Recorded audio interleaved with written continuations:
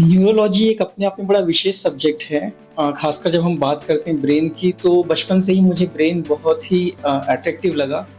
तो जब हम बात करते हैं न्यूरोलॉजी की, तो न्यूरोलॉजी सिर्फ ब्रेन से रिलेटेड नहीं है। आपकी आँखें और आपका कान भी जो है ब्रेन का एक हिस्सा होती है। हाँ, न्यूरोलॉजी की बहुत सी बीमारियाँ जो हैं टाइम स्पेसिफिक होती है, टाइम सेंसिटिव होती है। पार्किंसंस का ट्रीटमेंट हम पहले मेडिकल मैनेजमेंट करते हैं और उसके बाद एडवांस स्टेज में हम सर्जिकल मैनेजमेंट में जाते हैं।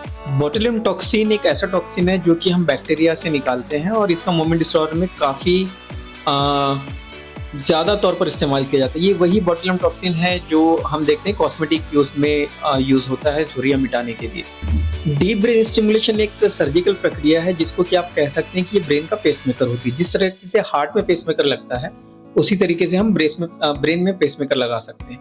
नमस्कार, मैं मनप्रीत कौर यूपीआई 24 न्यूज़ से। आज हम आए हैं रायपुर की neurologist and movement disorder clinic में, जहां हम बात करेंगे न्यूरोलॉजिस्ट डॉक्टर अभिजीत कोहाट से। सर, बहुत-बहुत स्वागत है आपका यूपीआई 24 न्यूज़ में। थैंक यू, नमस्कार। नमस्कार सर। सर, आप सबसे पहले आप हमें ये बताएं कि आपने न्यूरोलॉजिस्ट को ही अपना प्रोफेशन क्यों चुना और अब तक के करियर लाइफ में आपने क्या-क्या चैलेंजेस फेस किए हैं? न्यूरोलॉजी एक अपने आप में बड़ा विशेष सब्जेक्ट है। खासकर जब हम बात करते हैं ब्रेन की, तो बचपन से ही मुझे ब्रेन बहुत ही अट्रैक्टिव लगा। ब्रेन को जब हम ओपन करते हैं तो उसमें जो न्यूरॉन्स होते हैं किलोमीटर्स तक जो है फैल सकते हैं। तो ब्रेन एक बहुत विस्तृत स्ट्रक्चर है। और दूसरी चीज़, ब्रेन आपकी बॉडी को कंट्रोल करता है, आपके हार्ट को, आपकी किडनी को, आपके मूवमेंट्स को, आपके थॉट्स को। तो ये सारी चीज़ों ने मुझे ब्रेन के लिए बहुत इंटरेस्टिंग बनाया और इसी की वजह से मैंने न्यूरोलॉजी को एज अ सब्जेक्ट चुना। न्यूरोलॉजी में काम करना अपने आप में एक चैलेंजिंग टास्क है और मैंने एक्सेप्ट किया। सर, ऐसी क्या सिम्टम्स हैं और जिससे हमें पता चलता है कि हमें न्यूरोलॉजिकल प्रॉब्लम हो सकती है? तो जब हम बात करते हैं न्यूरोलॉजी की, तो न्यूरोलॉजी सिर्फ ब्रेन से रिलेटेड नहीं है। आपकी आँखें और आपका कान भी जो है ब्रेन का एक हिस्सा होती है। तो जब हम न्यूरोलॉजी की बात करेंगे तो brain, eyes, spinal cord, nerve और मसल, सब चीज़ें उसमें इंक्लूड होती है। तो हर जगह के अपने अलग-अलग सिम्पटम्स होते हैं। जैसे हम बात करें अचानक रोशनी का चले जाना, ये आपकी आँखों के लक्षण या ब्रेन से भी हो सकता है। अचानक आधे शरीर में झुनझुनी आना या आधे शरीर में लकवा हो जाना, या फिर दोनों पैर एक साथ चले जाना या दोनों गर्दन के नीचे हाथ और पैर का काम करना बंद कर देना, आपका जो है पेशाब का अचानक रुक जाना, मिर्गी के झटके आना, या फिर धीरे-धीरे करके कुछ बीमारियां बढ़ती जैसे कि मसल्स में कमजोरी आना, ये सब न्यूरोलॉजी को इंगित करते हैं। सर, जैसा कि आप पार्किंसन स्पेशलिस्ट भी हैं, सर अभी इस बीमारी ने काफी सारे लोगों को अपना शिकार बनाया है। इसके बारे में आप हमें कुछ बताएं। ये सवाल पूछने के लिए आपका बहुत-बहुत धन्यवाद। क्योंकि पार्किंसंस डिसीज जो है मूवमेंट्स की बीमारी है। तो जब हम मूवमेंट डिसऑर्डर की बात करते हैं तो दो तरीके के मूवमेंट्स होते हैं। एक होते हैं हाइपोकाइनेटिक मूवमेंट्स, यानी कि मूवमेंट्स कम हो जाना, और दूसरे होते हैं हाइपरकाइनेटिक मूवमेंट्स, यानी मूवमेंट्स का बढ़ जाना। जो हम एक आम आदमी को देखते हैं नॉर्मल मूवमेंट्स है। अब पार्किंसन डिसीज की अगर हम बात करेंगे तो मूवमेंट्स उसमें कम हो जाते हैं, हाइपोकाइनेटिक मूवमेंट डिसऑर्डर। लेकिन किसी में ट्रेमर्स होते हैं। तो ट्रेमर्स की एक अलग बीमारी होती है जिसको हम एसेंशियल ट्रेमर्स या पार्किंसन से रिलेटेड ट्रेमर्स कहते हैं। तो एक हाइपरकाइनेटिक बीमारी हो जाती है। तो अभी रिसेंटली हम देखेंगे कि इंसिडेंस पार्किंसन डिसीज का बढ़ा है। पहले वृद्धावस्था में पाई जाती थी बीमारी, लेकिन अब यंग्स में भी बहुत कॉमन है, जिसको हम यंग ऑनसेट पार्किंसन डिसीज कहते हैं। और सबसे अच्छी बात ये है कि पार्किंसन जो है ट्रीटेबल डिसीज है, उसका इलाज संभव है। सर, हमें बताएं कि पार्किंसन का ट्रीटमेंट कैसे किया जाता है? पार्किंसंस का ट्रीटमेंट हम पहले मेडिकल मैनेजमेंट करते हैं और उसके बाद एडवांस स्टेज में हम सर्जिकल मैनेजमेंट में जाते हैं।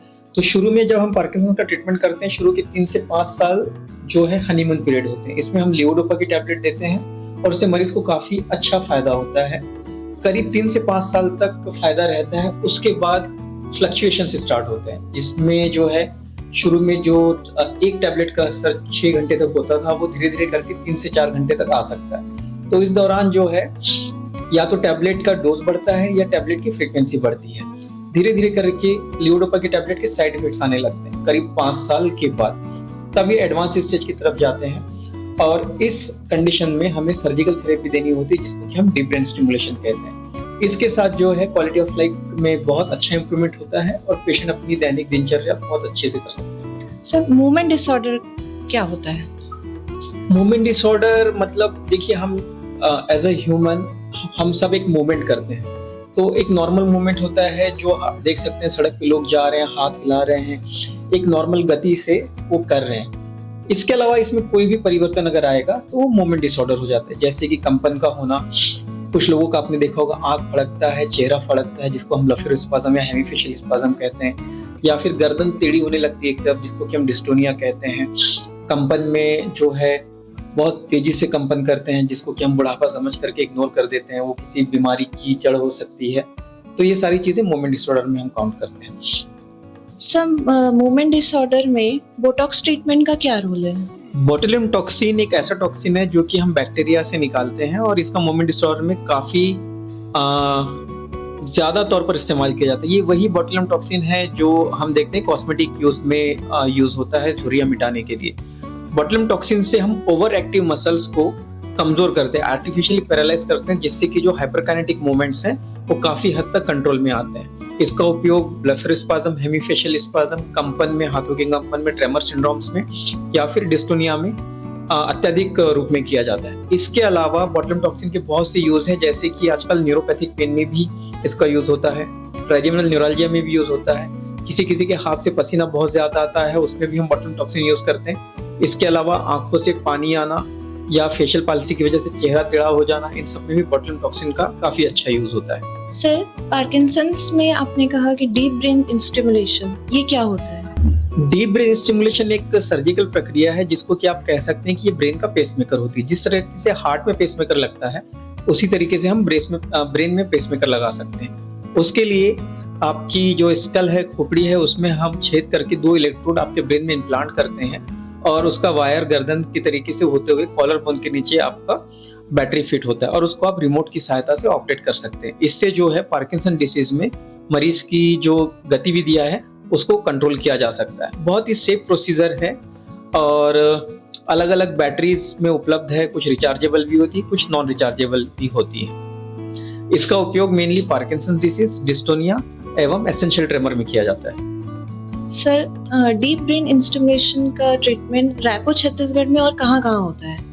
डीप ब्रेन स्टिमुलेशन एक बहुत ही एडवांस प्रक्रिया है, और छत्तीसगढ़ में हम ही ने सर्वप्रथम यह प्रक्रिया शुरू की थी। लगभग 10 केसेस डीप ब्रेन स्टिमुलेशन के हो चुके हैं, और सारे मरीज अपनी गतिविधियां, अपनी दिनचर्या ठीक से कर रहे हैं। इसका ट्रीटमेंट फिलहाल न्यूरोलॉजी क्लिनिक में, हमारी क्लिनिक में ही उपलब्ध है।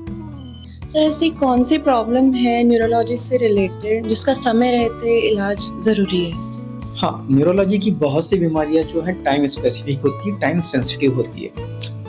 उदाहरण के लिए स्ट्रोक, अगर किसी को पैरालिसिस होता है तो उसका इलाज 4.5 घंटे के अंदर संभव है, पर ऐसा नहीं कि 4.5 घंटे, जितना जल्दी आएंगे उतना अच्छा रिस्पॉन्स आएगा। अगर यहाँ पर हमने देर कर दी तो व्यक्ति को परमानेंटली पैरालिसिस हो जाएगा। इसी तरह अचानक आंखों का जाना या फिर अचानक तेज दर्द उठना, ये सब टाइम सेंसिटिव मैटर्स हैं, इसमें आपको तुरंत न्यूरोलॉजी से सलाह लेनी चाहिए। सर, आजकल जैसे कि हमारी यूथ है, उनमें नशे से रिलेटेड बहुत सारे प्रॉब्लम्स सामने आ रही हैं, तो एडिक्शन का न्यूरोलॉजी पे क्या साइड इफेक्ट और या बैड इफेक्ट पड़ सकता है? हाँ, आजकल एडिक्शन एक स्टेटस सिंबल बनता जा रहा है। खासकर हम अगर एक पॉपुलेशन में देखें, स्मोकिंग तो बहुत कॉमन चीज है, उसके अलावा भी अब नई नई पार्टी ड्रग्स आ गई हैं जो यूथ उसको कंज्यूम कर रहे हैं बिना सोचे समझे। तो इनका न्यूरोलॉजी से बहुत डायरेक्ट कनेक्शन है। अगर हम स्मोकिंग की बात करते हैं तो स्मोकिंग से आपका स्ट्रोक का रिस्क कम से कम 15 से 25% तक बढ़ जाता है। दूसरे भी जो नशे हैं उनमें डिपेंडेंसी होती है, और उनसे स्ट्रोक का खतरा बढ़ जाता है, सडनली आपका बीपी शूट हो सकता है, और एक बार नशे की लत पड़ जाए तो फिर बहुत विड्रॉल सिम्टम्स होते हैं। तो कुल मिलाकर जो एक यूथ है वो काम करने लायक तो नहीं बचता। इसी तरह अगर हम अल्कोहल की बात करते हैं, अल्कोहल बहुत कॉमन चीज है जो यूथ हर कोई कंज्यूम करता है इंडिया में। ऑलमोस्ट एक पार्टी स्टेटस है, सिंबल है आपका। तो एक लिमिटेड क्वांटिटी में तो फिर भी हम कह सकते हैं कि बेटर है, लेकिन कहीं कहीं जब बिंज ड्रिंकिंग होती है, बहुत सारी ड्रिंकिंग एक साथ हो जाती है, तो वो जो है आपको लकवे की तरफ लेकर जाता है या फिर लिवर फेलियर की तरफ लेके जाता है, जिसके अपने नुकसान है। तो ये थे न्यूरोलॉजिस्ट डॉक्टर अभिजीत कोहाट, जिन्होंने न्यूरोलॉजिस्ट से रिलेटेड हमें कई सारी जानकारियां दी। खबरों के तेज सफर के लिए कैमरा पर्सन सुजीत के साथ मैं मनप्रीत कौर। देखते रहिए UPI 24 न्यूज।